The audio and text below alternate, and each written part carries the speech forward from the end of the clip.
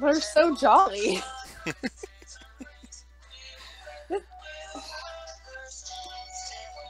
This is so embarrassing. No, God. First of all, their skirt. Oh. Welcome to my channel, guys. I'm showing my friend here a new JW video. It's their new music video, God. and it is awful. I mean, it is like terrible. Here, let me show you. Nobody likes this music. You know they're faking it. They're like, yeah, it's so good. All right, do me a favor, Luna. Pause it, and I'm gonna play it for everybody so they can see what we're dealing with right now. My bird's done screeching at it. Your bird was really pissed when you played this. Around the world, God's servants all rejoice. Like, shut We that praise shit off. Jehovah It's terrible. with a I don't want to hear the trap music you usually play on. Whatever comes our way, we fear no harm. So I'm totally playing this for everybody right We now, have so God's they can mighty enjoy with us. We won't give up, and no, we won't give in. Jehovah's on our side. This is a race. We'll win. You know what it reminds me of Barney. Like when we were kids. Like, What? the Barney? purple, like, yeah, the Barney the purple dinosaur. Come on, you know what that is. I remember Barney. Come Yeah, on, yeah. Papa. It does remind Yeah, you a it's little like- bit of Barney. Yeah, totally. Like just over the top, way too positive, you know what I mean? Like, Yes, they're like, we're cleaning our rooms. It's so fun. We're so moral. Look at my clothes. My clothes are amazingly moral and so clean. I love how before, like, there was only like one instrument in the beginning, but already like the brothers and sisters were like really getting into it. Like, come on, there's It's not for even a Jehovah, drum Parker. beat yet. Get the hell out of here. But I mean, they know it's coming. They have the Holy Spirit about to enter The their bodies. expectation is there. Yeah, yeah. So guys, welcome to Fateful Jehovah. Slaves channel once again. I don't go live very often, but when I do, it's absolute insanity. In the beginning, but I just thought that I would introduce you guys to my friend here, Luna, the Mother of Whispers on YouTube. Hi. And I'm gonna What's be up, like everybody? I'll be like bouncing back and forth between me and her because of the way Google Hangouts doesn't like to work for me all of a sudden. A couple Right, we like to things. bounce. I wanted to kind of give you guys like an update as to what I've been kind of thinking about for my channel. Like 2018 is only what, Luna, is it like 26 hours from now or something? 2018. Wow, you've counted. Yeah, well, oh my God. I kind of counted. It's probably way off, actually. In the live chat, they're probably making fun of me. I never know what day I'm on, honestly, so I'm the worst person to ask. I don't know. I just go through every moment just thanking, like, life that everything is smooth and not falling apart around me. Are you going to be one of those people who is still writing 2017 on all the forums for, like, the next 2 or 3 months? Oh, that's me, totally. I'm always like scratch, but at least the 7 is easy to make into an 8 because, like, you know, it's like square, and then you can like kind of round the You're top right. off and then go into your like diagonal. That's you know, it'll be helpful. fine. That's No one will totally ever helpful. know. But yeah, I was thinking about what I'm going to be doing this coming year. I'm trying to get more interesting programs to do more interesting things. I'm thinking about even changing my channel name to something that's a little bit more inclusive to new things. Like, I mean, Faithful Slave is cool, but I want to kind of like embrace a lot more than just XJW stuff going forward. Yeah. I want to have a platform. You know, for... I don't accept change very well. Yeah, it'll be okay. No, I mean, I like, listen, this thing was a part of me my whole life. And I'm still gonna be like cheering people on and getting involved now and then. Like, there's no way I don't think I could ever completely walk away as much as I'd like to.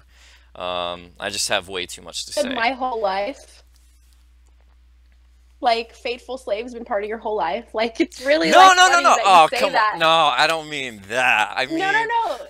the No, JW thing. it's good. It's good because it's like, well, it's like rebirth. Like, sorry to get deep really fast, but like you said, like your whole life, like boom, we rebirth. Here I am, like leaving that behind. Like I see what you mean. Like it's like the foundation of like you like being happy, like getting away from something Right, that fucked you up. exactly. And it's a weird thing to balance. Like I really want my friends and family, especially the ones who are still Jehovah's Witnesses, to look in on me once in a while and be like, oh, well, you know, it seems like he's sort of moved on, you know. But at the same time, I just don't know how I could turn my back on the issues and turn my back on all these awesome people that I've met who are kicking ass and handing it to the Watchtower, you know, completely. So I'm gonna, you know what, it's all about balance. Like 2018, my New Year's resolution is just to be as balanced as possible. So, you know, as long as it's not my 100% focus, I'll be happy. Well, I mean, you just said like you want the people watching who are your loved ones to be like, oh, he's moved on some, like, and that's part of your motivation. And it's like a two-edged. Oh, see, you know, those fucking witness phrases are still in my damn head. Did you just about to say two-edged sword? You know, I can't. It's just whatever. It's fine. It is a two-edged sword. It is. Go ahead. Own it. It is, because love fucking sucks. Oh, sorry, I cuss. Am I allowed to cuss on this? We are allowed 2 F-bombs per podcast. So sorry. They're already off the done. table. Like, we're done. You've used our 2 already. It is. No, it's cool. It's fine. Love sucks because you want so bad to have the people that you love, you know.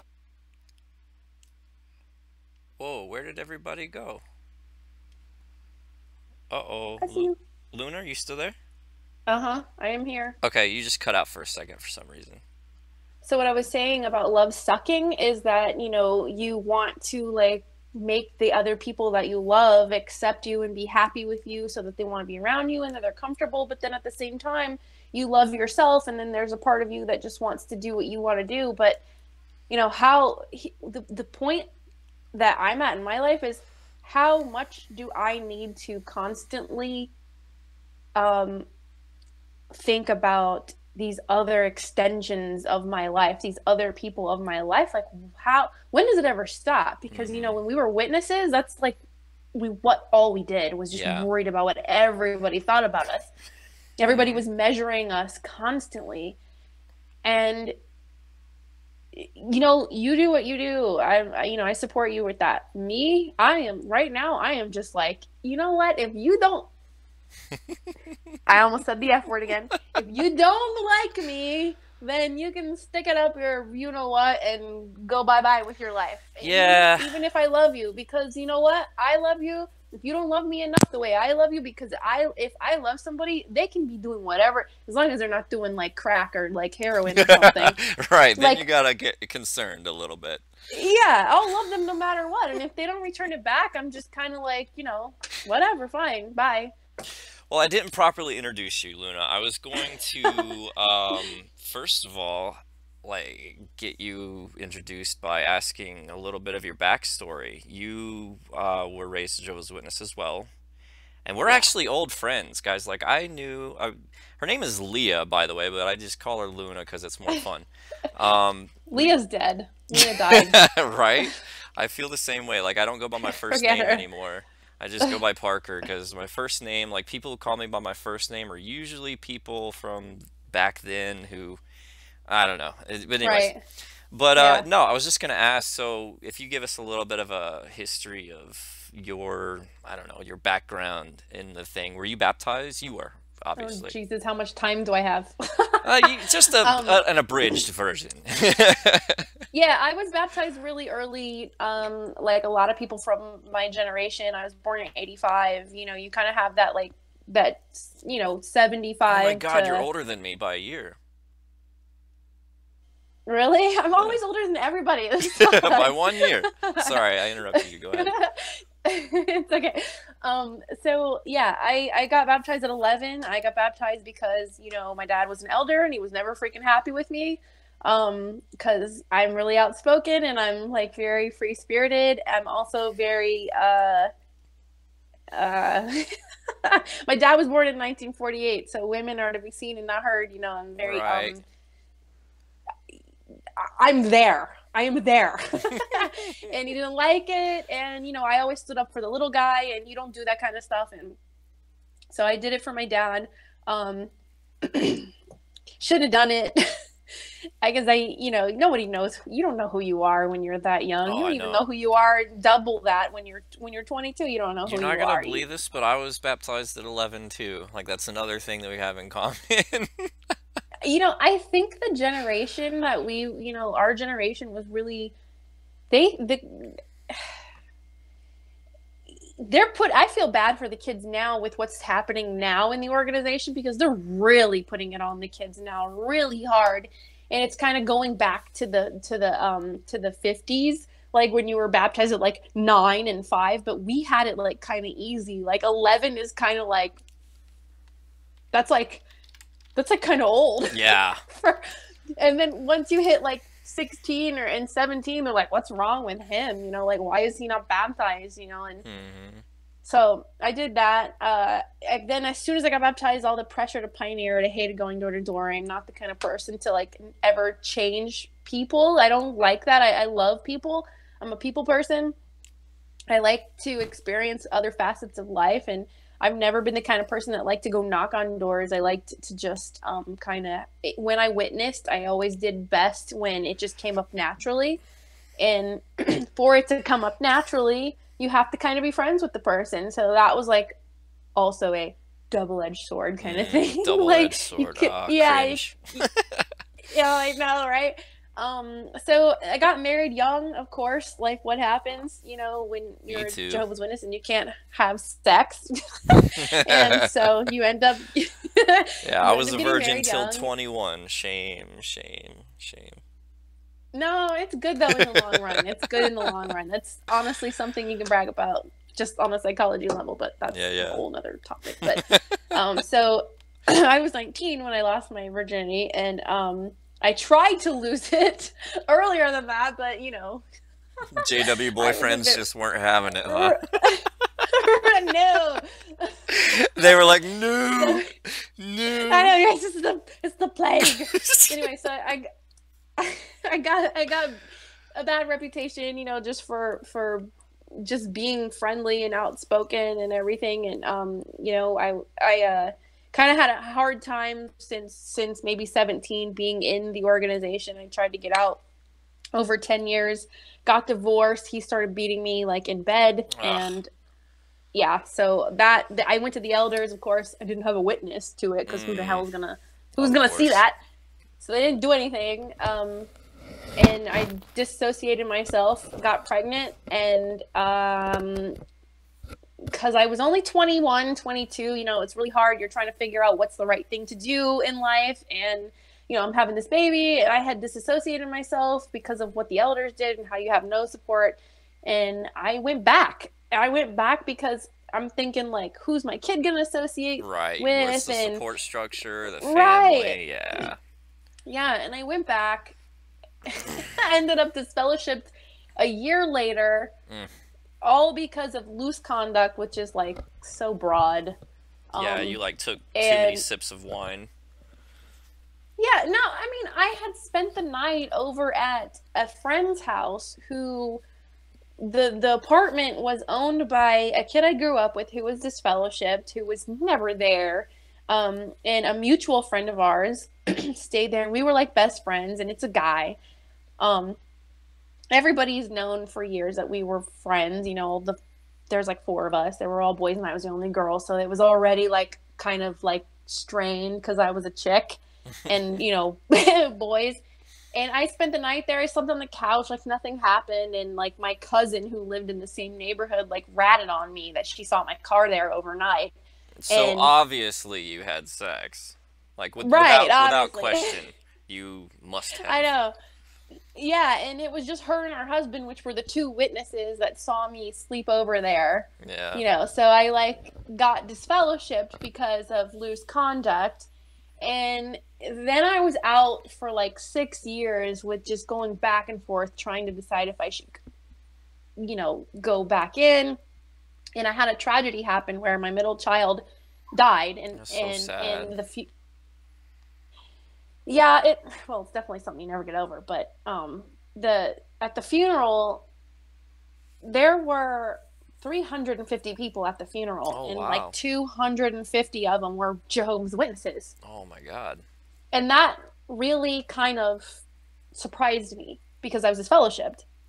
And that moment really drew me back in really hard, and I really thought it was the truth. Because And of I the thought, support. like, yeah, Mm-hmm. you know, they came up to me at the funeral. You know, they just kind of put all that aside because my 2-month-old baby boy died, you know, in my arms, and then and then 6 months after that, my dad had a bad accident at his house where my oldest daughter, found him in a huge pool of blood. Oh God. And, you know, he needed a blood transfusion. Of course, he said no, but I was there at the hospital for 3 weeks, and, you know, all the J-dubs were still talking to me and, like, treating me like normal person. Love bombing and everything. Love bombing, exactly. Yeah. So, even though they weren't supposed to, because I was disfellowship, but I think they were kind of, like, using the tragedy thing to, like, kind of, like, suck her back in, you know? Right. And it worked. Mm-hmm. And then 6 months later, Jason, you know, our mutual friend, you know, Jason, he passed away that same year as my son and my dad. And I don't think we even mentioned that. So, I know Leah mostly. That's how we know each other. We had the same social circles when we were teens. Like, we were a part of the same crowd. Her brother was a really good friend of mine. Who was also, we had a mutual friend who was, Jason was the glue of like this massive social network of Jehovah's Witnesses. Like, he was the crowd. Like, I don't know, he just had like a magnetism about him that just brought people together. Jason loved people. You know, Jason was a leader, a natural leader, and he brought everybody together. Yeah. And so Jason, everybody knew, like, up in my area. Jason and I met when I was in 3rd grade and he was in 2nd grade, and we were like boyfriend and girlfriend until, like, I don't know, 6th grade. Mm-hmm. And the whole congregation thought it was funny, whatever. Like, they're always hanging out at the meeting. And then when I got divorced from my first husband, it kind of started back up again a little bit. And then it kind of waned off. That's when I met you. And then when he passed away, he died everybody on a kind of like accident. It was awful. No, it actually really pissed me off. And I was told not to come down to the hospital because of how his ex-wife was acting. My brother was like, "Don't come down here. You're going to beat her ass." Like, don't, because she was acting like everything was fine from the story that I heard, you know. And I don't know. The person that ran over him with a van or something, and just left it on him. Didn't even try to back it up because they were afraid to, I guess, run over his body again. It was awful. He was trying to make a left turn on the road that he lives on. He was trying to make a left turn into his house, and so he's sitting there because there's an oncoming car coming on from the other side. He's got his blinker on and everything, and this van is just like, whatever, runs him over from behind. And then you're right.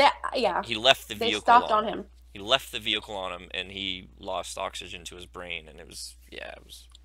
That's exactly how my son died. Was lack of oxygen to the brain.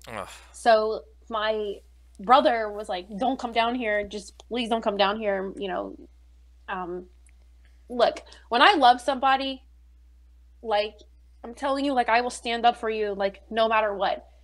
And my brother had called me upset because Amber was, you know, in the waiting room, like, laughing and telling jokes and just, I don't know, you know. And I was supposed to go. She's an odd one. I don't really know what to make of her, honestly. Well, they were, you know, Jason and I had talked a little bit before this had all happened, and you know, they were going to get a divorce, and he had the papers already, and then they were starting to make up by the time that this happened. And so we're thinking everything's much better, and then my brother was upset because of how she was acting, and you know, so I had to stay behind because my brother was afraid I was going to go to jail from beating her up in a hospital. But you know, so that all happened, and anyway, back to the story. All the witnesses like love bombed me, and you know, it really turned me around. It like made me think, this is the truth. You know, these are God's people. Yeah. These people, and honestly, that was the moment that led me up to the biggest heartbreak of my life, because they don't love you.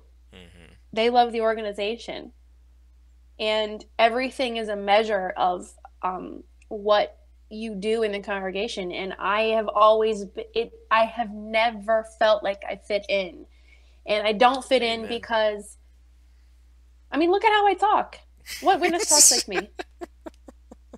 You know, like, I'm not saying anything bad, but I'm just, you know, I don't do PC, and you know, I'm covered in tattoos, and I don't see anything wrong with tattooing. I don't think that Leviticus 19 has any freaking bearing over whether you should tattoo yourself, because that's a whole different situation, right, and a different time period, and a whole different thing. And like, you know, so, and I was very vocal about those things. And so I was once I had gotten reinstated and back in, that's when all the heartbreak started happening, because all the friends that I had made that were pulling me back in started pushing me away because my service time wasn't enough. And right. Because, you know, because I'm too curvy, and because I show my tattoos at the meeting, and, you know, just things. That didn't even discourage me, because honestly, it hurt me, but I'm going to be myself. So I didn't let it discourage me, and I kept moving forward. I ended up moving away from Georgia, where I lived for 30 years, and went to Texas. Right? Yep. Which was a very liberal community, honestly, being in the city, you know, very liberal. They're not really like, you know, so concerned about so much what you're wearing and like what your hair color is and like all that stuff. Like, they're more liberal. But I moved to Texas, and Texas is conservative, let's just face it. Yeah. No shit. But there were like little things. When you're away from your community and you're with a whole new set of people, you kind of like, your senses are heightened. You're more aware of like what you see and what's going on. And I remember sitting in a circuit assembly, or I don't know what they call it now at this point, but yeah, circuit assembly. And this was what year are we in? This was last year. This was 2016. End of 2016. It was getting cold a year ago. The last any sort of meeting I ever went to. So I'm sitting here at this circuit assembly, and the financial report gets read. And they tell everyone what the fund, what's in the account, and what's needed for the assembly, which was like in the thousands to support the assembly, which I didn't understand, because I'm sitting here going, and I don't know what made me start thinking this way at that point in time when I didn't before. I don't know why I didn't before, but for some reason, I don't know, maybe it's just the disconnection of friends, not having any friends from moving. Yeah. You're just solitary, and your brain's thinking on a solitary level, right? So yeah, that's a big part of it. Like when my parents moved away, they went down south, like after I got married, and I didn't have, like, my JW friends were kind of distant, you know, all long distance and everything. And I had suffered like a lot of personal stuff that had really made me really pissed off with the Jehovah's Witness organization. Like once like a few of those conditions happen, you just start thinking in a different way. You just start, well, you begin to be critical, I think, and you allow yourself to be critical. You're not sitting here going, well, my friends are going to be like there for me. You know, you're not sitting, the friends are a distraction. Like, you're not hanging on to the fact that these are the only people you have anymore. Right. And so that's where I was. And you know, funny little detail is that I had to hire a nanny who was not a witness because didn't know anybody. I hired her off care.com, and I'm getting to know this woman, and she's an amazing woman. I'm like, That's this woman is like, to happen. yeah, you're taught that everyone you can't trust anybody outside the organization, which is a typical cult thing to do, but right. You don't know it at that point. So I'm sitting here listening to the financial report, and I'm like, how the hell does it cost $4,000 to operate a JW owned assembly hall for one day? The power bill is not $4,000. How does it cost that? You're turning power on and you're turning air on. The Holy Spirit costs a lot of money, right? Right. Yeah, exactly. So then they read that, right? So then at the end of the day, they read how much money they made, and then they said that they were in a deficit, which was even more, a couple $1,000s over like what it even cost in the first place. And I'm like, this doesn't make any sense. And I was really quiet on the way home, and my husband was like, what's the matter? And I'm just like, I feel like I have anxiety, like I'm having an anxiety attack, and I didn't know why. And I'm just like, I don't know. I'm just attributing to the fact that I have an anxiety disorder. Maybe it's just that, right? No, I'm in an anxiety attack for 3 days thinking about this financial report. And it's just, you know what it is? It was just my common sense going, right. Please pay attention to your brain. Yeah. So you know what I decided to do? Yeah. I said, you know what? I'm going to Google it. No one has to know. I probably won't find anything anyway. You know, if it's apostate, it'll just not make sense. It right. won't, you know, it'll be lies, and I'll know it's lies. And that was it. That was it. That was the beginning of the end, you know, because I found a video that explained how it's a business. Mm-hmm. And every assembly, you know, they gave a figure for this guy, you know, I think it was XJW Critical Thinker was the channel that I stumbled upon about why there's always a deficit at the assemblies. I gotta watch that video because you keep telling me about it, and it sounds phenomenal. It is, because he lays it out, the math. He lays it out. He's like, basically, the society makes... Do you remember when they wanted us to stop saying the society? Do you remember that? I do not remember that. When did they start saying that? You don't remember that. So, probably about That's pretty 10 to 15 wild, years man. ago. They on the stage, you know, they said, stop saying the society. It's freaking people out like we're a cult. But it is a society. It is a cult society. That is what it is, you know? So anyway, the society, the JW Society, they make money per publisher, per assembly, per district, and per meeting. And he lays it all out, all the math. So like at this assembly that's supposed to be full, like this is supposed to be $10 a head. And if you don't make $10 a head, if you don't turn that into us, you know, you're going to be in a deficit. So that just took me down this rabbit hole, man. This rabbit hole. And you took the red pill, didn't you? I took the damn red pill. I had to. because my anxiety was too high. Why am I worrying about something that I've been involved with, that I've been told is the truth my whole life? Why am I worrying about something so much? So much is something insignificant as the financial stuff. For other people, it's like the 2 witness rule and the blood thing. I just happened to pick up on the financial thing. Mm-hmm. And so I went with it, and it just, man, it took me down the rabbit hole. And, you know, it was too many, you know, if something's a lie, you find contradictions. And I'm sorry, but the JW doctrine and organization, I found too many contradictions. And then all these supposed apostates that I'm not supposed to listen to, I found way too many people across too many countries telling me this, not telling me, but telling the world the same stories and the same things. It was too in my face for it to be fake. And the more I did research over the course of a year, and this is, I did my research for a year. Jeez, yeah. to where I realized, like, this is a cult, and they are stealing people's faith for money. And that's when I just had enough. Yeah, well, you would think that Jehovah's organization, his one true organization, it would have bountiful blessings, that there would never be any shortages, they would never be hurting for Right. money. I see, for me, I had a lot of trouble.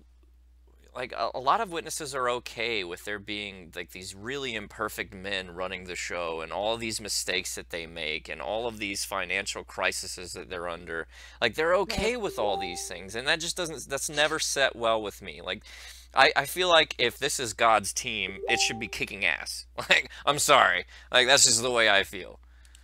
They've done such a good job of manipulating people mentally by using what Jesus said about being persecuted, and that being the truth, and how imperfect men, that Jehovah's just using what he has available. But that's just bullshit, because if Jesus was here and he was a perfect man and he was the way and he was the truth, then no other imperfect man is the way or the truth, because they're imperfect. So it's a contradiction in It itself. is. And If it's a they catch-22 as well, because they always say, that the Holy Spirit will make sure everything works out okay, but yet these men that are like elders and whatnot that supposedly have the Holy Spirit and God's backing are making these terrible blunders. They're making these false predictions. It's like, okay, so is the Holy Spirit with you guys or isn't it? I'm really confused. it's I mean, it's clearly not. And the thing that, and they're okay with it. And that's Yeah. the thing I've had to realize, is that they are okay with it because, I'm I'm a full-time psychology student. I'm getting my doctorate, and there's things that I've learned about awesome. people, and it's kicking my rear end, man. The thing that I've had to realize about human beings that I don't like, I hate to say that I don't like that about people, but I don't. Most people not only need, but they want to be told what to do. They want the Yes. responsibility taken off Yes. of them. And it's really sad that very powerful people have figured that out,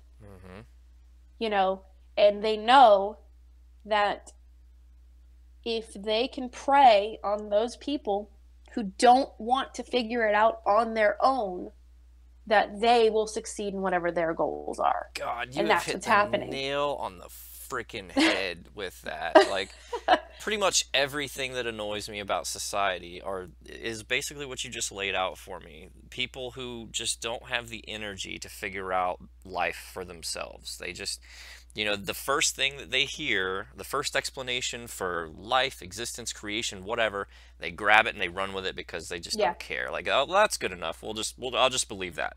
You know what I mean? You're right. They need to be held by the Yeah. hand, and they don't want to put forth And the energy to figure out things for themselves. Well, and we know most Jehovah's Witnesses come from backgrounds that are awful, that are hopeless and poor and abusive, and just, you don't see Fortune 500 business moguls at Jehovah's Witnesses. You don't see people who have the mentality to figure life out on their own. Scientists like Neil deGrasse Tyson, or My man. psychologists like Freud, like people who are driven to understand life and the human mind and the human soul being with emotion. They're never Jehovah's Witnesses, because they don't need someone to tell them why and how. Right. Because everything really just is.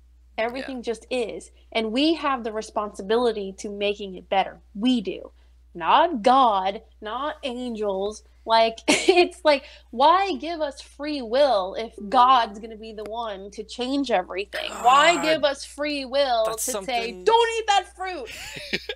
That's something me Don't and my eat it, buddy though. talk about all the time. You have these witnesses, which are sitting somewhere around 7 billion now, right? 7 million, sorry. 7 million. I heard like 6 6.8 or 9, All right, but it's whatever, same okay. thing. Well, let's just okay. So you have like 6.9, 7 billion people who are all completely fine with not making the world a better place. They're just waiting for God to make it better. I mean, yeah, that's It's kind of a infuriating. problem. It's infuriating. You have people who are on police task force, detectives, social workers, judges, people, doctors, people who are putting every cent that they own into helping the human race evolve into something less primitive, to where we treat each other with we all have inborn compassion. We do. Most people. If the ones who aren't born with it are the ones who abuse their babies and hurt like little innocent things. Hitler But motherfuckers. for the most part, we are a compassionate race. And we have people in society who are scientists who are working at universities using their own dimes to help quadriplegics with something as small as a Band-Aid, an implant that's thin as that on their spines, who are working to help us evolve and be better. How can you say that's true when all those things are happening? Right. How can you say that God is going to do it when we're doing it? We are doing it. Yeah. You know, they just had a baby born like 2 weeks ago. That was a 25-year-old embryo that is living that it was a 25-year-old frozen embryo. Wow. Like we're doing it. We are going to reach whatever we call perfection. I mean, there's no such thing because things are just what they are. But we are going to learn how to live longer. We are going to learn how to cure disease. We are going to learn how to rapidly, grow limbs like amphibians do. And like, we are doing it. We are. Not God. We are. And that's the thing, man. Like, I got nothing against people who are waiting for a God figure to make things better or make things right. But you should never, you should never be like a Jehovah's Witness and let that be an excuse to not try and do anything to help society as a whole right now. We all should be involved in trying to make our environment and our civilization but we know they're so brainwashed. They're so brainwashed into thinking that it's gonna happen. Like, it's gonna happen. With the numbers declining in the organization the way it is now, they're just driving it in even harder about the Great Tribulation being like almost right now, because they don't want anybody to leave. So these people are people who, like my father. Let's just how my family became Jehovah's Witnesses. On one side, my dad, was 9 years old when they became Jehovah's Witnesses. My dad's father was a pedophile, was extremely physically abusive to his family. My father had a gun pulled on him. When the witnesses came to their door, it was the hope, something to make them feel like there's something that's going to take wicked out of the earth. Mm-hmm. Like this wicked that I live with, something's going to destroy it. And that's what it is. This organization finds these people who are in those types of from those types of backgrounds that are from such extremes that they think that that's the only thing that's going to fix it all. Mm-hmm. And really, it's the responsibilities on us. Yeah. As a human race, as a whole. Right. When we all freaking figure out that we're all one, then it'll all happen, Oh, there's a quote, and I'm going to try to remember it. We will never know world peace until 3 people can look each other straight in the eye. Oh my God, wow, that's amazing. It's kind of cool, right? Like, you got to think about it a little bit. No. Anyway. Wow, maybe you need eyes in the back of your head. So so the person in the middle is looking forward and back. Yeah. So they're all looking at each other. Right. Physically, it's not possible, but spiritually, perhaps. Who knows? Right. That's funny. But yeah, so that's awesome. You got out, and you're like, screw these guys. They don't make any sense. I don't know. Is there anything else that you wanted to? Is there any kind of message that maybe you wanted to put out there, or any topic that you'd like to discuss? Oh my God. No pressure. I mean, what would I not want to discuss? I think you know, I think the biggest thing looking in the community of XJWs who we get to talk amongst ourselves and we all get to share. Oh my God, I'm gonna get emotional. That's okay. That's all right. You know, we've had a few drinks. It's okay. You know, I don't know. I definitely I'm an intense person, okay? And you know, yeah, that you know, people tend to focus on the ugly side of being an intense person, but you know, when I'm in the forums. All y'all look, I know who all y'all none of y'all know who I am, but I know who all y'all are. I'm a watcher. You've been creeping? Anyway, oh yeah, I definitely do that. So it hurts me, you know, because we all deal with so much pain. And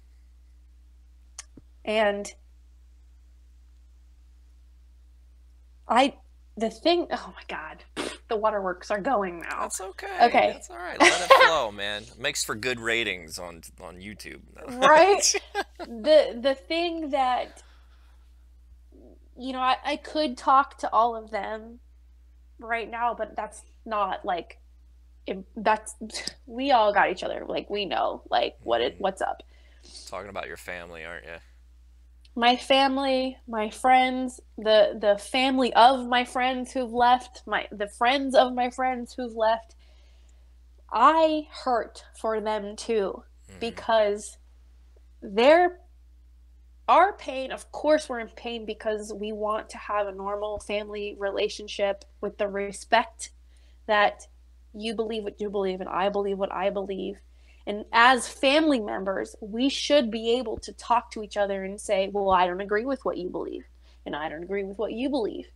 And we should be able to have those exchanges. But they've been conditioned, as we were once conditioned, to be highly sensitive to that. And to be fearful of it, because and this is what gets me emotionally, they fear for their lives. Yeah. They think they're gonna die. Yeah. If they give it the time of day. Yeah. And they are in so much pain that you're just gonna die and you chose to die, that they're angry with you. Yeah. For making them hurt. And they need to understand that obviously, since we were in it, we get it. Yeah. We understand what they're going through. So if we're trying to beg and plead with them to just listen to us, how can that mean that we're mentally diseased? How can that mean that we're sick in the head? How can that mean that Satan's got a hold of us? Obviously, because we know the risks involved, and we're willing to sacrifice our relationship with you for the sake of our future generations. Obviously, something is wrong, and we want to save our family from something that is sucking the life, literally sucking the life out of them. When you think about the schedule that they endure, oh yeah, Saturday night they study for Sunday. Sunday they study for book study. After book study they study for you know, they got 2 meetings to study for. And then they gotta prepare their presentation for service. And then they start it all over again while having a job, while going to school. And then there's the poverty, because you're not allowed to go get higher education. Yeah. And then there's, shall I sacrifice my child to a human being who's a predator or to a blood transfusion? Like, there's so many things that I know, because I've been through all of them. I know speaks up in their mind that they feel like they have to squash down, because if they don't squash that down today, in the new world, they'll die. I mean, before the new at Armageddon. And well said. It hurts me, because they feel like, it hurts me on 2 different levels. You know, for me, I would sacrifice my life to be loyal to my family member. If God wants to freaking destroy me, right, because I'm not going to shun my daughter, or because I'm going to give her a blood transfusion, reason I'm not going to shun my brother or my mom, then destroy me. Right. Destroy me for being a loving person. Mm-hmm. I feel the same way. But they don't have the freedom. They're mind locked. Their mind is in jail. And what I would say to them, I don't even know, dude. Yeah, to me it's like they want their paradise so bad that they are sacrificing our friendship or our family relationship, which I get it. I mean, yeah, you know, playing with they pandas could have it forever now. is great, I guess, but I mean, they could have it now, but then guess what gets told to them? What did Satan tell Adam and Eve? Yeah. About you can be like God and you could have it now. You know, and that makes me wonder, because when I sit there and I look at, okay, let's say Satan's real. I don't believe in Satan personally, but let's say he's real. Okay, well, let's look at Jehovah. Let's look at the Hebrew scriptures.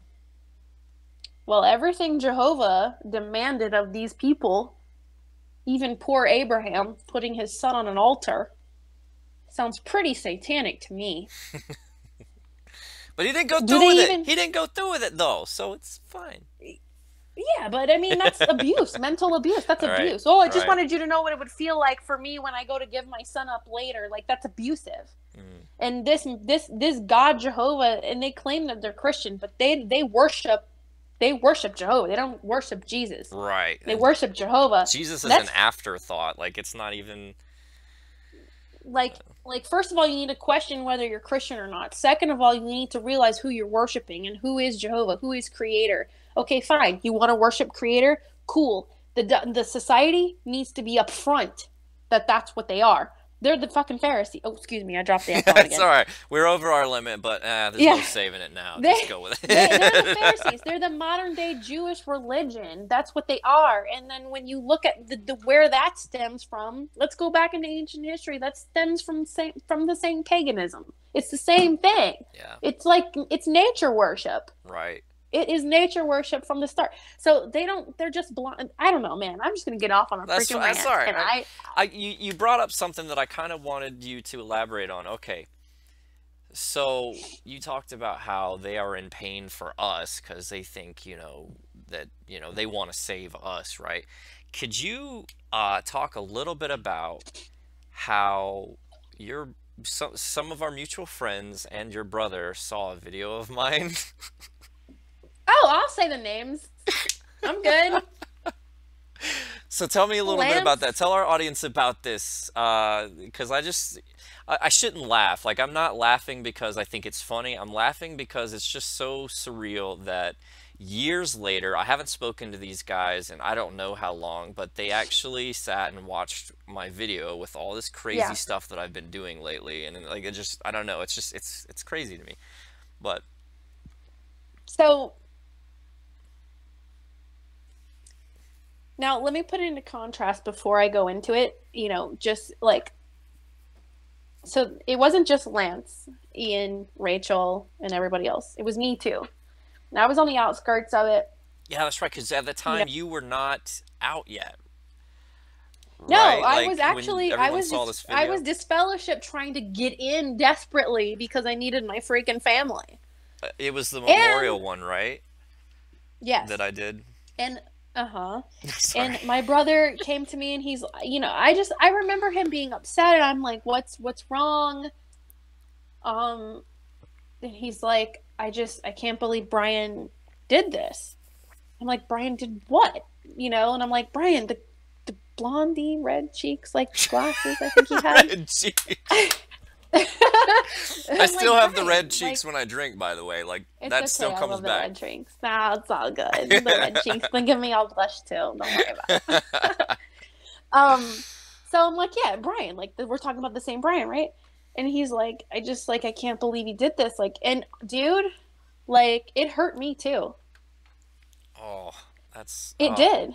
I was like, looking at my brother in pain. Watching you, and you're looking at someone who's just standing in the Kingdom Hall. Like, you should have had a fucking. Oh God, sorry. It's okay. It's all right. It's fine. It's fine. You should have had a trench coat on, man. Like, you should have been, like, in the school, like, Oh God, no! Don't encourage that on my channel, because there's someone out there that will totally like actually do that. No. I'm not encouraging that. I'm just saying what you think in your head. Like, you know, you're like, oh, like a terrorist, right? Right. And you're like, you're seeing a terrorist come into the Kingdom Hall. Right. And I was hurt too, but I'm out. But I'm out years after it. But I'm out. You know, when I saw that video, the XJW Critical Thinker thing, yours was one of the next ones I went to because I remembered it. So even though they saw it and it hurt them, it's in their head. And you never know. One day, something might click and then they're going to go back to it. But my brother, he went to this. And I look back at what he was saying, and what the point you were trying to make could not penetrate, because it is already in their minds, and you know this. Yeah. To completely shut down anything apostate immediately. They don't hear it. And Ian and Rachel, you know, I think Ian is, I think he could wake up. Not without his wife, though. That's the sacrifice. Not without his wife, though. And, you know, if you're listening, I love you guys. I'm not picking on you or anything. I am. Oh, stop.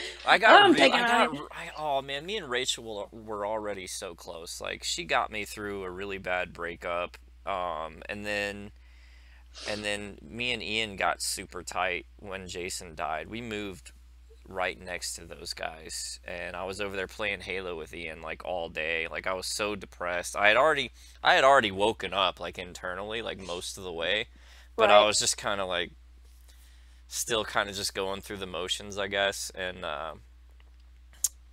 trying to figure out whether you want to sacrifice everything you know for reality. I hadn't quite, I wasn't in a position where I could sacrifice all that yet. I just wasn't, you know. And yeah, we got super close, man. I mean, because me and Ian were both in a really bad place. I don't know if Ian has ever gotten out of that bad place. He's been struggling for a long time, but I did really bond with those two, so I hope they don't think I'm making fun of them at all. So, you know, I think it'd be beneficial for you to try to reach out to him. I don't know. I mean, I don't. Okay. My experience with Rachel, you know, she's super loyal to, I'll say, the order, you know, and she has a brother who's disfellowshipped, and she completely is 100% on board for shunning him. And, you know, that was something her and I did not see eye to eye on. Ian kind of sat there quiet. You know, anytime we've ever had spiritual conversation, you can tell his gears are turning. And if there's any in, it's going to be through him. You know, he's a thinker. That's why he has anxiety. He's a deep thinker. And if you're a deep thinker, I mean, that's how I am. I have anxiety out the freaking wazoo because I freaking think about everything. I think, why this, how this, why did this happen? How do I keep this from happening? You know, and you think, and when you're that deep of a thinker, trust me, things aren't going over your head. Right. Yeah, I think you're right about that. It's funny. But, you know, I had my own... Oh, go ahead. No, go ahead. I was going to say, on the flip side of it, though, I had my own brother who has the same thoughts that I had, who just doesn't want to lose the comfortability and the family relationships. Some people just cannot sacrifice that family bond, and I get that. I honestly, you know, I get it. Life is short. I'm not willing to sacrifice people who are going to conditionally love me. Yeah. Bye. That's the thing. That's the thing with me too, man. Like, it's so much more important to me that I be able to be myself and think and express myself the way I fucking want to. I just could, like, I love my family, but what relationship could you really have? Because the person that you would be presenting them with is not you. It's this your family is supposed to you. love you conditionally. Yeah. I mean, unconditionally, not conditionally. You're freaking, I can't even imagine, like, if my daughters, I don't care if my daughters were lesbians or even if they freaking murdered somebody, honestly, like, as terrible as that sounds, like, I would still love them. I would still go visit them in jail. Like, right. No. knowing they're freaking monsters, I love my kids. Me too. And you can't sit here, when you think of those extremes, and you have our little things that every Jehovah's Witness judges you on, and you can't love somebody, you can't love your child or your brother or your sister or your cousin because they just, it doesn't mean their heart is bad. You can't love them, then why waste your life on people? Make room for the people who will love you because they know who you are right there in the middle. Right. And that's the whole thing. Like, if you can't love me for every aspect of who I am, then you don't really love me. Sorry. I love you, Parker. Oh. Okay, one last thing. I wanted to go rewind real quick back to something else that you said. Okay. About, like, the terrorist thing and, like, coming in with a trench coat. In retrospect, okay, keep in mind, when I went into the Kingdom Hall and did my memorial thing and read the scripture, I know what you were doing. There were not a lot of Kingdom Hall crashes at that point. Like, there just wasn't. It was a pretty brand new thing. Derek O'Hare did it. Tony Prime, a few others, but, like, it was still kind of new. In retrospect, don't do a Kingdom Hall crash wearing a trench coat, because you're absolutely right. Holy shit, that's not a good idea, and you're going to scare the shit out of people. Oh, God. Okay, so you were in a trench coat? Okay, I did actually. Okay, all right. That was in my head. It wasn't a trench coat, but it was a long-ass coat. It's like something out of the fucking Matrix. Like, it was pretty long, you know what I mean? So, I mean, it was just intense, like... Honestly, even when I heard it the first time, I was like, I don't understand why he's reading those scriptures, because we've read those so many times. And I never heard those scriptures when I was a witness. He says, unless you eat my flesh and drink my blood, you have no life in yourselves. And he says, if you eat my flesh and drink my blood, you will be resurrected and have everlasting life. How does that not click to you that that's exactly what you're supposed to do in the memorial, right? Like, partake of the emblems, like... Right. Well, and... through my experiences, when I heard those scriptures, it was because somehow they made sense that was pertaining to only the 144,000, so.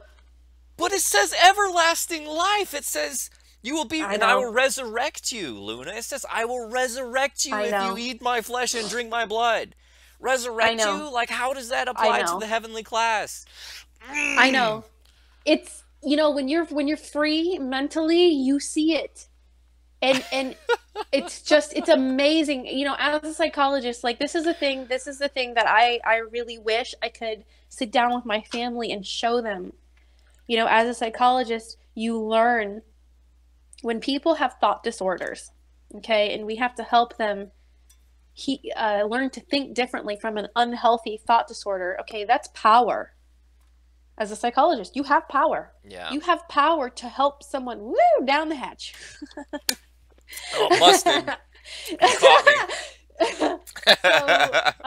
You have I like power. To have a good time when I do live streams. I'm sorry. Dude, me too. And I've been holding my pee. I have to pee so bad. I have half a bottle of wine. No, 3/4. And you know what?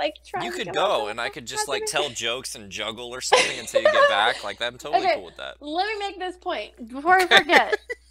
Okay, the power. Okay, when you can control the way someone thinks, all right? Like, I definitely believe there is a spirit at work with that organization. I do.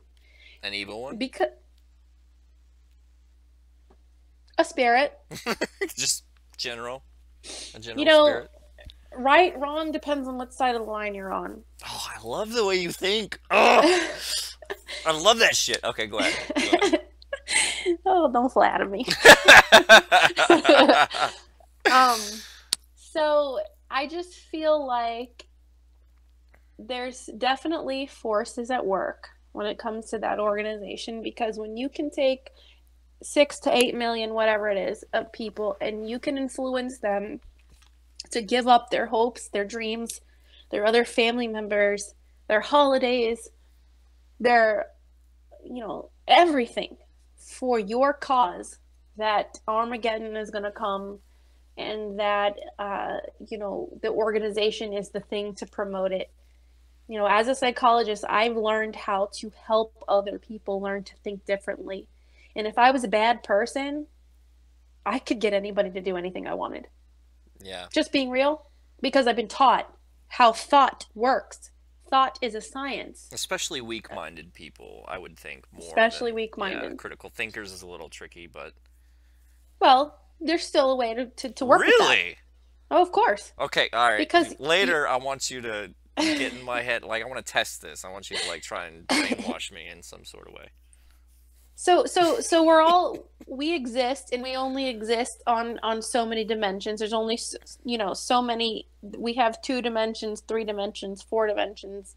There's only so many ways we can think about something, because we think a certain way. We're just genetically programmed to do that. Mm-hmm. Even a critical thinker, as long as you understand the foundations, you know exactly how to guide them, how to disarm them, how to arm them, how to persuade them, and how to dissuade them. It's very easy when you think about... I don't know if I'm frightened or excited right now.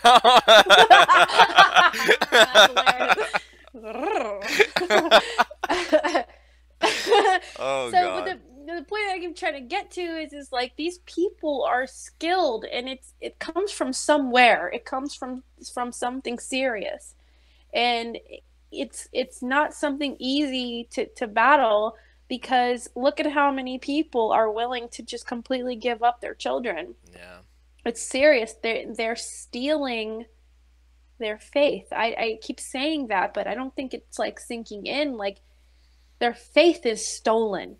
Think about this. If Armageddon were to, okay, we're going to keep having babies forever. So this whole thing about like God, like God has to give every person a chance.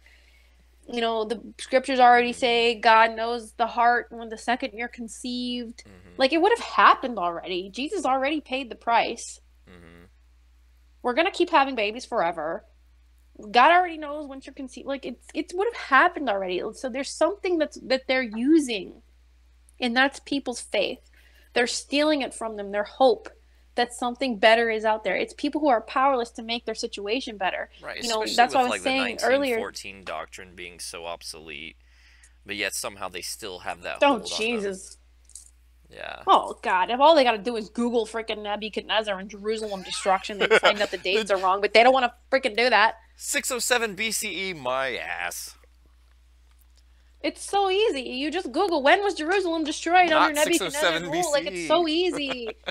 They don't want to do it, but it's so easy, and it's so right there. But the sad thing is, if you tell them, look, here's all the information, they're going to say, oh, it's fake.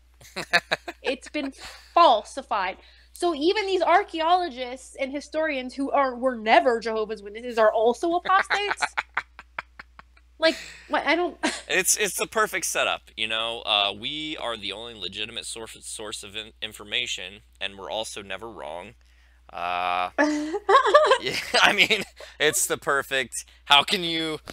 I mean, come on, it's slam dunk. You can't fight But as that. long as we've existed, Jehovah's Witnesses, then Muslims should no longer exist. Then Buddhists should no longer, like, everything. It should be just so obvious to everyone that all these other things don't exist. But wait, no, it isn't obvious to everyone else, because narrow is the road to salvation.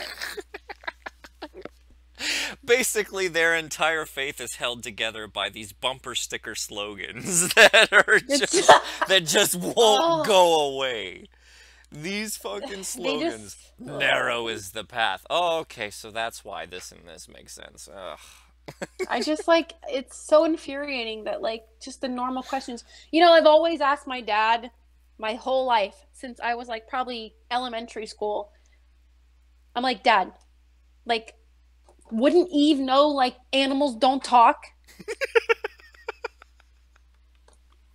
I mean, it's funny, right? That's some early critical thinking there. That's awesome. But like, she would know that. And my dad's answer was, well, maybe she was just so young that she didn't know any better because, you know, since she was created as an adult, like maybe she was just around like so, like maybe it happened so fast that like she didn't know any better. But like, it doesn't matter because as a 4-year-old, you know, animals don't talk. Well, so when a serpent shows up offering you fruit that can make you like a god, you don't second guess that stuff, okay? That's just an automatic. No, I'd be totally down with that. I'd be like, yeah, give it to me now. Like, I'm going to be a Titan. Like, Andromeda, Athena, give it to me now. Give it to me now. Give it to me now. Show me the money. Yeah, absolutely. Okay, what's funny is, and I haven't had a chance, I was going to double check this, but I ran out of time. I learned today that in Genesis, there's 2 trees. At first, it talks about the tree of life, which you and me are very familiar with. No, I just found this out today. You and me are very familiar with the tree of life, as below, so above. Or did I say that backwards? As above, so below. Should we say it? All right, so anyways. You can say it however you want. What? I said it doesn't matter. You can say it either way. It doesn't matter either way. So, okay, yeah. So in Genesis, it talks about the tree of life, which is in every culture throughout the entire history of mankind has been significant. Like every culture of humankind has had a tree of life in some shape or form that was significant to them. Well, in the Bible, it first talks about the tree of life, but then it talks about the tree of the knowledge of good and bad. And a lot of Christians try to say... That's the one they focus on. Right. But is it the same tree? Maybe, maybe not. Maybe it's 2 trees. I don't know. We're getting into some deep shit here. I don't even know if we're prepared. Yeah, we really are. No, I mean, like, I don't think... Okay, wait. I gotta pee, so I'm gonna mute this. Oh, God. Oh, God. Okay, so, yeah. Maybe you should...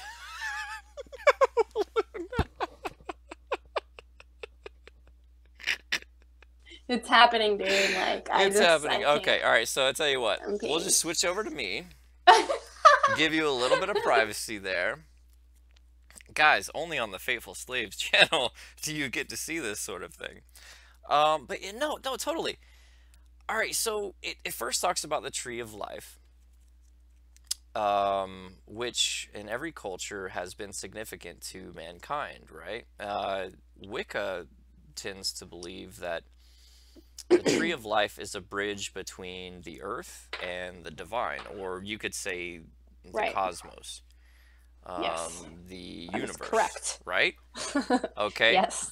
And it's interesting. I'm done peeing, by the way. That's fine. Yay! But if you consider in Genesis that tree is the same tree as the tree of the knowledge of good and bad, then you have to consider that it kind of is the same as the tree of Wicca, because it produced fruit that once you bit of it, it connected you to God. Your eyes were supposed to be open, and you were supposed to be as a god. Right. Which connects you to the divine, right? It's a weird coincidence, isn't it? Right. No, I mean, I don't think it's a coincidence. I mean, I think that, God, this is getting so deep. We shouldn't have delved into this in this episode. No, I mean, like every pagan religion has the belief of, obviously since human beings are made of the earth, like everything else that we know that we can touch is made of the earth. Every other religion, I don't even like to say religion, just every other native belief understands that the earth we were birthed from her. And when you look at the cycle of life before sentient being, you have plants at some point, and there has to be some point where plants, became, when you look at a plant, and it has veins, and it has blood, and it reacts to light and dark, and it goes into this hibernation and wake cycles. That could technically be the first signs of life. Other than bacteria and stuff. Yeah, just It's other life. than bacteria and things like that. Yeah, We it's a life categorize. form. All right, when we look at other planets for life, we're looking for the simplest things like bacteria and shit. Right. And then you have these complicated organisms that are plants. A Venus flytrap that fucking bites down on animals. You know what I mean? Like, it's life. It's just like, obviously there was a tree, that probably connected to two dimensions. And when you have, or a plant or a bush or whoever, who cares? But the fact that so many native beliefs go back to that can't mean that there's nothing to it. And the fact that the Bible mentions it tells you, okay, there is something to this. Like, the Bible is like probably one of the newest books even on the planet in terms of like religious philosophy. And it even goes back to that. And when you have a deity like Yahweh, who is a very jealous God, who is a very vengeful God, of course he's going to sit there and talk badly about having access to this tree. He doesn't want you, a slightly lesser, I say slightly lesser life form, having access to this. You know why we're slightly lesser? Because we're creators. We create. We create other living beings. We create many other things. We create AI, we create VI, we create buildings, we create freeways, If you are a spiritual person and we are creating beings, we are creating souls. I do not beg to differ. I mean, I just honestly feel like if that story is true, it makes sense to me. But it also makes me realize who Yahweh is. Yahweh is not. Oh God, this is where I'm going to start getting stones thrown at me. All right, yeah, okay, all right. Okay. As much as I would like to delve in this, I think it deserves like its own video. Yeah, you know, that's pretty deep. That's pretty deep. That's pretty deep. We have gone way down Alice's rabbit hole. Like, we are tripping on red pills right now. I like, love Alice. Oh, me too, right? Like, how can you go back once you get a little taste of that red pill? There's just no going back. But Luna, you're awesome. Seriously, like, we are on such the same wavelength that it freaks me out sometimes. No. Same here. I agree. I find myself going like, let me text Parker about this. That's awesome. My best friend that I've been talking to since my best friend, his name is Wesley. He goes by Owen these days for the same reasons. Wesley? But, Wesley, what about the ROUSs? But we've been talking, we've been best friends since I was like 11 years old, and we still communicate like, oh man, almost every day. And we talk about this stuff. We talk about this stuff. And it's just so refreshing that someone who I've only recently reconnected with, and it's like, man, we're right there. Like, it's the same kind of conversations, and we're just like connecting. And I love that. Thank you, Luna, so much. I think I'm going to probably end this thing. We've really been going. Like, we just won't shut up. I'm surprised if we have any viewers. We still have 21 people viewing. I don't know what their problem is. It's really not even been that long, honestly. Like, we took forever to freaking, like, get on. And then, that's my fault. Yeah. Like, it's fine. Like, I sent you a message, like, 20 minutes ago, and it seemed like it doesn't even seem like it's been, well, I don't know, maybe it has been that long. Wow. But like, I think we went live at 10:30, and now we're going on. It's 12. only been an hour and 20. You're like screw that. Let's just keep drinking and keep talking. I know, because like, you're so far away from me. You're in New York. I'm in Florida. I'm like, I feel like I'm like we're like having some like table time. Well, listen. Here's the thing. I tell you what. You and I, we're gonna continue this conversation. I really want to tease our audience a little bit, though. I want them to like want more. You know. So we gotta schedule a day. Totally. Like, well, totally. I want to have a video. See, this is the thing. The things I want to do with my channel going into 2018 is not only do I want to showcase new YouTube channels like XJWs who don't get as much attention as I think they should. Like, I want to get their names out there, but aside from all that, I want to delve into these conversations that people generally don't want to have. Like, these conversations that you and I don't get to have with people very often because it's just too jarring. It's too much for them to kind of really take I'm right in. there with you. Honestly, like, whenever we want to talk to each other about this stuff, let's just jump on live and, like, let's just talk about this deep stuff on live. Like forget, like, people need to start thinking. Like, let's get them out of the box. Like, they need to really start thinking about how deep life really is. We totally will. And it's the wine, y'all. Look. I don't know if you can see it, but, like, I'm, like, down to there. There it is. Oh, man. I've been killing this bottle of Jack, but anyways. Yeah. I mean, and it's really not the alcohol's fault. Like, we already talk about this shit with no alcohol. Like, we're on a whole nother level. I know, you're like my new BFF. Totally, guys. Check out her channel, Mother of Whispers, or is it Luna Mother of Whispers? It's Luna Mother of Whispers. Luna Mother of Whispers. So it mostly has, like, right now it has, like, a lot of, like, Wiccan stuff on it, and it's, like, a channel to, like, explain what Wicca really is, and so to take the fear away from, like, what that is. But I have, like, other videos that I've been editing slowly, like, just for advocacy on people who've been, like, trying to leave cults, and because I'm also a psychologist, and I am a forensic and criminal psychologist, so that takes me into cult stuff a lot and being involved with JWs. And I just, like, I hate saying that it's a cult in case, like, any of my family or friends ever run across this video, but, it is what it is. But it is a cult. I know, it really is. And so, like, I have a lot of videos coming up that that are on the sidelines right now in editing, to kind of, like, help with that. I also have I'm not sure if I'm allowed to use it yet, but I'm going to go ahead and say it. But, like, I've been in contact with Leah Remini just slightly a little bit.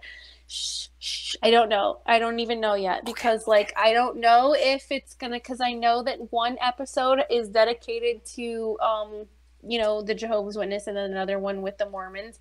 So I don't know where she's going with any of this, but hopefully. But if not, doesn't matter.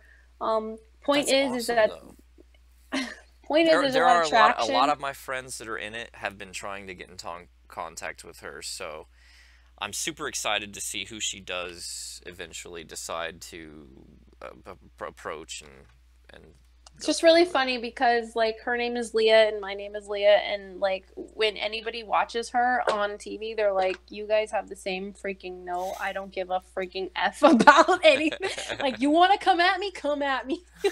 Yeah, she's a Spitfire for sure. Yeah, so there's definitely something to pay attention to there, but if not, whatever, there's plenty of traction going on. I hope that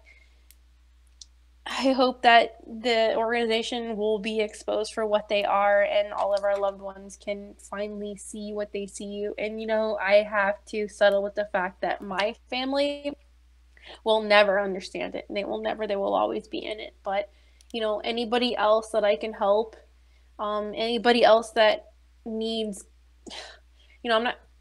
just wants to talk, like, free of charge, like, you guys can hit me up, like, just, I specialize in, you guys have been seeing what we've been talking about. Like, I specialize in, like, thought reform and cult activity and stuff like that. So if there's anything you want to talk about, just hit me up. Send me a message on my YouTube, or if it's too personal, just tell me it's personal and I'll figure out how to get in contact with you. That's so cool. You're awesome. Thank you so much, Luna.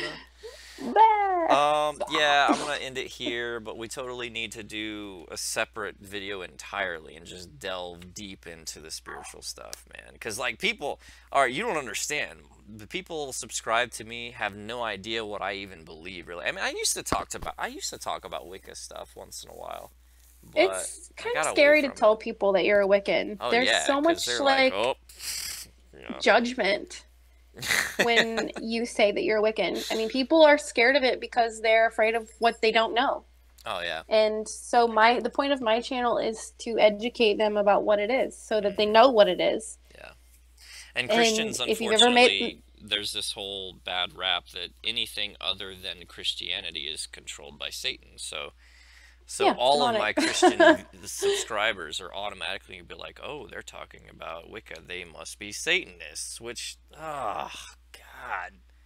I hate that so much. I know. This isn't the Blair Witch Project, guys. Like, Wicca is a completely different thing. It's Anyways. a very peaceful thing, and actually, the video that I'm making now, that's going to be posted, that I'm editing now, it addresses a lot of the I can't wait Christian.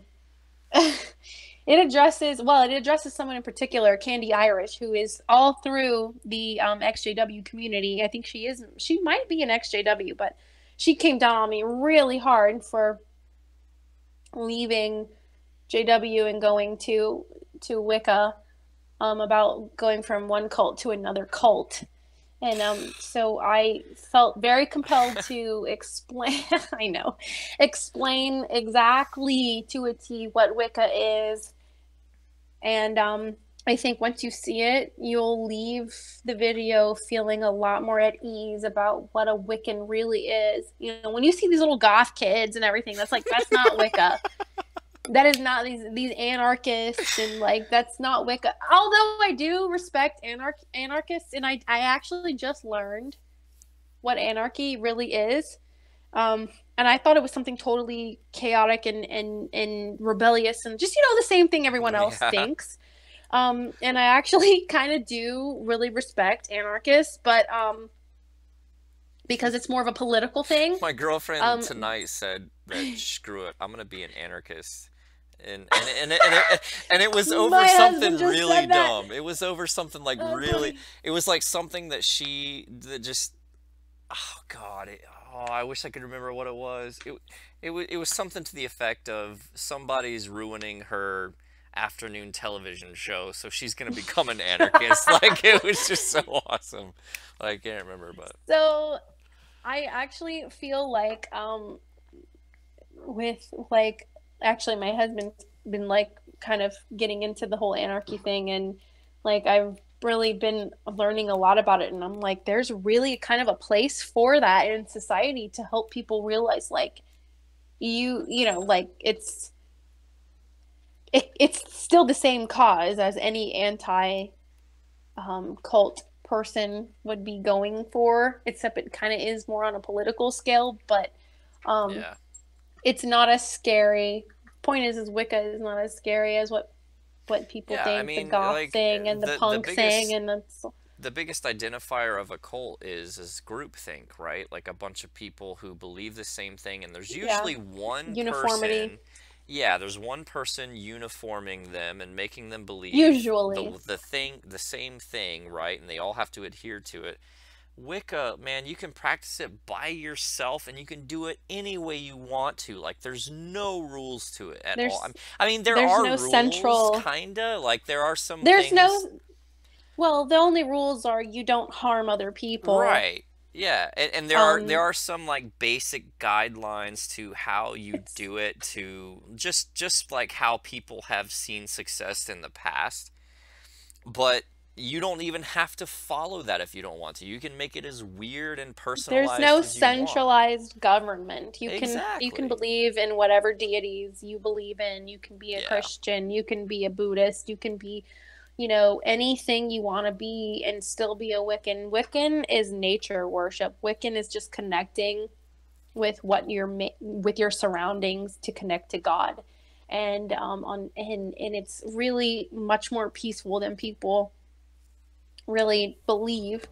But the thing that scares them is it opens you up to connecting to energy on such a deep level that they're afraid of it, and they were taught to be afraid of it, because once you can connect to divine energy, once you can connect to energy, which is divine, I mean, God, think about it, like, we're all alive by something, everything's animated from something. Like, when you can connect to that, then you don't need another person to mediate between you and that. So they don't want you to have that connection. Yeah. So they've Totally. taught you to be afraid of it. And I think when people realize how beautiful it really is, you know, I think that's my goal, is just to help people understand. You know, when you look at the stupid freaking Disney movies, man, like fucking Brother Bear. Like that's Wicca, people. Like I know. freaking, I know. you know, Wicca, we're like nature that's people. that's what attracted me to it as well. Wicca embraces all the beautiful. I mean, listen, Yeah. any spiritual thing that you've ever seen in movies, television, video games, whatever, it's not generally from the Christian faith. It deviates because the more earthy, the more natural things Right. that get their source from the elements and all these other things like that is always in the realm of pagan religions and pagan beliefs, right? So the cool thing about Wicca is you can draw from all of it, any of it that you like, and I don't apply it to yourself. understand why God would make a race of people who connected to him through any form of religion that they want. Except, here's what I don't understand. Okay, boom, Christ comes on the scene. So anything before that is bad? But yet he made us, and we knew he was there, and we connected to him through whatever way we thought was appropriate, and then Christ came, and then boom, everything else is satanic. Like, that doesn't make sense to me. Well, to you me, know? the biggest problem I have is that, I mean, listen, look at what we know about the universe now. Look at how big and complicated everything is. You mean to tell me that if you are an enlightened person, if you are a godly person, you have to believe that at some point, whatever this complicated, huge, godly figure is, it chose just this one segment of humanity and gave them and them alone the secrets of how he wants to be worshipped and how everything actually is, the origin story of life, yada yada. That just seems so shallow and unrealistic to me. To me, when I look at how complicated and big everything is, if I'm going to be spiritual at all, if I'm going to go down that road of trying to believe in something, I would much rather encompass all of the different belief systems that humanity has ever went down, because I truly believe that there's a little bit of truth in all of them. In everything. There's a little bit of truth in all of them. Everyone believes in a creator. Mostly everyone. Most people believe, let's not say creator, let's take that away. Most people believe in an ultimate intelligence. Something that became which could even be self-aware DNA if you think about it. Like even scientists, scientists have some pretty core beliefs that aren't necessarily contradictory to some belief systems. Just saying. I believe that energy became self-aware, which is what emerged. Which is what intelligent life emerged from. As far as I'm concerned, we could be a freaking cyborg. As far as all I know, it could just literally be energy became self-aware and downloaded itself onto an organic computer. I believe we are all God. We are all part of. We are all part of divine. You are energy. You are time indefinite. You are love. So. You are God. And I feel like, when things started out as rocks and, the God particle and so on and so forth going up, eventually I think that energy became self-aware and downloaded itself onto organic life form to experience organic life. That's all I believe. It's a lot to freaking break down now real fast. No, totally. And the thing about science that's so cool to me is that it explains how everything works. For me, my beliefs just explain why everything works. It kind of breaches the gap between this is the cold mathematical processes that everything goes through with why is it beautiful? You know what I mean? Like, yeah, exactly. Like that's where I'm at. I like to bridge that gap. The other part of it and I've said this to you before, it's like, it's okay not to know everything. It's okay. Yeah.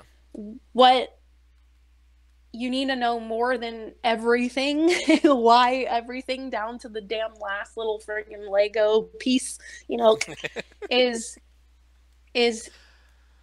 what is important to our survival, what is important to our happiness. Right. And that's what's important. And forget the past, because the past is only, we can only go so far into our past. Forget it. We're here. Mm-hmm. Who cares? What can we do from here, from this point on? And what we know is we can't stay on this planet forever. This planet will die. The sun will die. We will die. We only have a certain lifespan. We want it to be longer because no one wants to die. Those are the things we need to focus on. Making our life happier, more loving, a longer physical life, and finding a new home before this earth expires. Like, that's the only thing we need to worry about. And also having a full and happy life to the point to where when you do have to die, you're okay about it. Oh my gosh, did you know the book of Isaiah talks about freaking the sun exploding and eating everything in the solar system? Like, okay, all right. But before we get into that, I'm gonna have to. All right, I'm putting my foot down. We're ending this damn podcast right now. We are gonna talk about that off the live stream though, because now I have to go to the restroom. Like, I'm the one that has to go pee now, so it's getting serious. You know, man bladders are bigger. That's what she said. No, okay, so. Thank you so much, Luna. You're awesome. Oh, wait. Thank you so much, Luna. You're awesome. I've had a load of fun. Live chat, I'm so sorry I neglected you.